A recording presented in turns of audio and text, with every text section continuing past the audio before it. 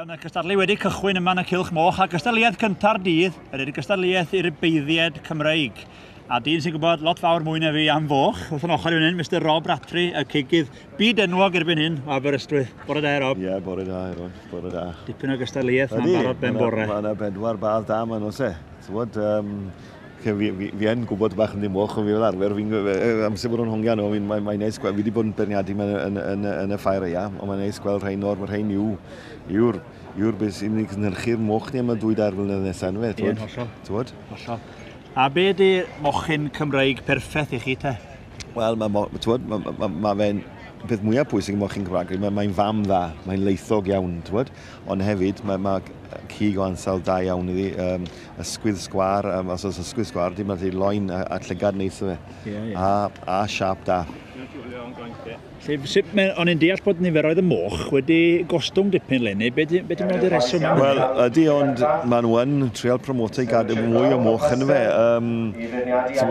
Yn y sioe ti'n meddwl neu? Ie, mae yna dipyn llai o niferoedd yma lenni, oedd nhw'n deithau. Ie, wel, a llaeth o gweithio di pam yn fe, ond... Ansicrwydd falle efo dyfodol ameth ar y funud, bydde dim yn helpu. Ie, falle mae ti reit. Chi'n gyfarwydd ar beirniad Mr R.P. Brown o Chre Preston? Na gw, fi ddim i fod yn onest, ydy na gw. Ond mae fe'n edrych ar nhw'n fanwl iawn yn yw e, war y tegno fe. Dim ond eitha hands-on, efo rhai beirniad. Ydy, mae fe'n... Dwi'n aml weli nhw'n plygu lawr ac yn checo nhw o tanno fel la.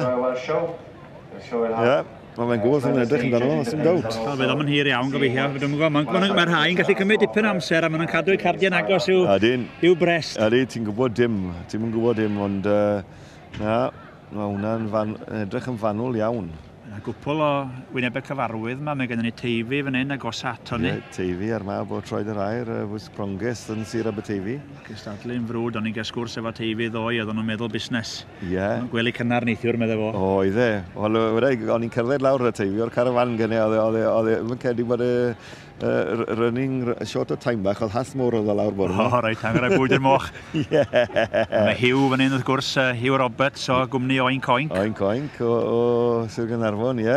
Wedi gael lwyddiant yn y gorffennol. Ydyn, badd neis iawn weld yn hwnna. A dau llai cyfarwydd, dwi'n mynd y... Na, llais a gweud bod fi'n nabod y bobl hyn yn fe. Jeremy Burnett, di'r bella. Ie. A Mrs Wickham ydy'r llall, felly 4 baedd. Ie. Oes gen ti ffefryn yn sefyll allan mar y funud, Rob? Dwi'n mynd i gadw na, yr un peth ar beirniad dan ymrest dwi'n credu. Badd neis efo Hugh Ella yn pasio fyna nôr. Dwi'n mynd a 4 badd da iawn ma.